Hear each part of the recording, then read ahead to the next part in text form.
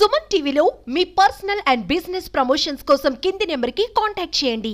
మనసున్న ప్రతి ఒక్కరిని కలిచివేసే ఘటన మీ ముందుకు తెస్తున్నాను. విధి ఆడిన వింత నాటకం కారణంగా ఓ ఆడపడుచు తీరని మనోవేదనకు గురవుతుంది.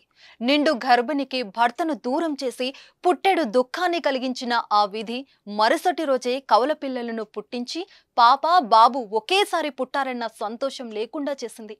హృదయం ద్రవీభించే ఈ ఘటన నల్గొండ జిల్లా తిప్పర్తి మండల కేంద్రంలో చోటు చేసుకుంది. పూర్తి వివరాల్లోకి వెళ్తే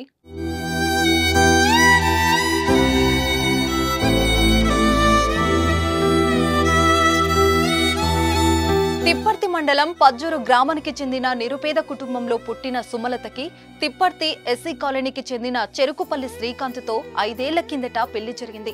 స్థానిక పోలీస్ స్టేషన్లో ప్రైవేట్ డ్రైవర్గా విధులు నిర్వహిస్తున్న శ్రీకాంత్ తన చాలీచాలని సంపాదనతో కుటుంబాన్ని నెట్టుకొస్తున్నాడు. అయితే పెళ్లై 5 ఏళ్లైనా కడుపు పండగ ఎన్నో ఆసుపత్రులు తిరిగారు. కనిపించిన దేవుడు నల్లమొక్కారు. పలుమార్లు అబార్షన్ జరిగి ఆసుపత్రులకే లక్షలు ఖర్చు చేసి అప్పుల పాలయ్యారు.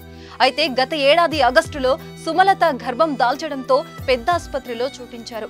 గర్భంలో కవలలు ఉన్నారని జాగ్రత్తగా చూసుకోవాలని వైద్యులు సూచించారు.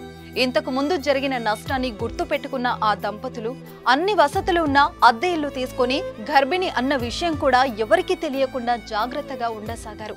దీంతో ఖర్చులు ఎక్కువయ్యాయి. అందువల్ల ఓవర్ డ్యూటీలు చేస్తున్న శ్రీకాంత్ మార్చి 21వ తేదీన బైక్ పై తిప్పర్తి నుంచి నల్గొండ వెళ్తుండగా వెనక నుంచి వస్తున్న లారీ ఢీకొని అక్కడికక్కడే మరణించాడు. నిండు గర్భిణిగా ఉన్న సుమలతకు విషయం తెలియకుండా ఉంచాలని బంధువులు చూశారు. కానీ శ్రీకాంత్ లేడని తెలుసుకున్న సుమలత గుండె ఆగినంత పనైంది. వెక్కి ఏడ్చింది. తీవ్ర మనోవేదనకు గురైంది. బంధువులు స్థానికులు ఎంత బ్రతిమాలినా ఏడుపు ఆపలేదు. సుమలతను చూసిన ప్రతి ఒక్కరూ కంటతడి పెట్టారు.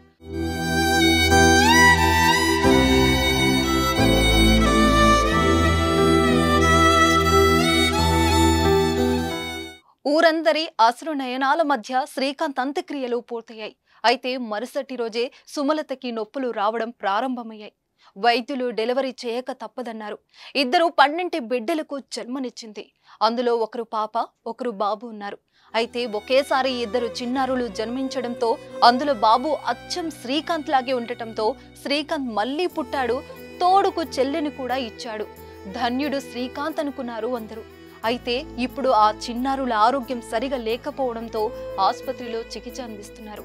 అసలే పేద కుటుంబం కావడం, ప్రైవేట్ ఆసుపత్రిలో చికిత్స అందించడం వల్ల వైద్య ఖర్చుల కోసం దాతల వైపు చూడాల్సిన పరిస్థితి వచ్చింది. ఈ విషయం తెలుసుకున్న మంత్రి కోమటిరెడ్డి వెంకటరెడ్డి ₹1,00,000 ఆర్థిక సాయం అందించారు.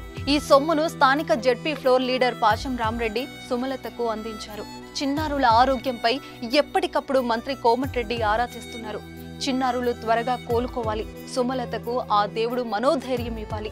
పుట్టిన బాబులో శ్రీకాంత్ను చూసుకుంటూ సుమలత సంతోషంగా ఉండాలని కోరుకుందాం.